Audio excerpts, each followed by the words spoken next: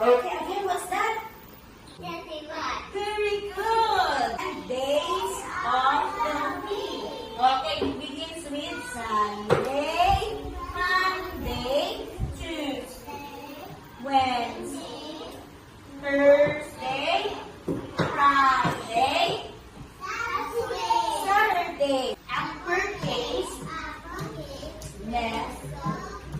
Very good. And how about this one? Lowercase.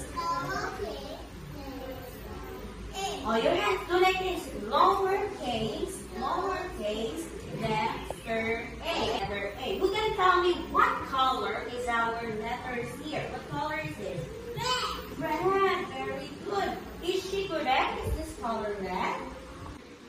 Yes.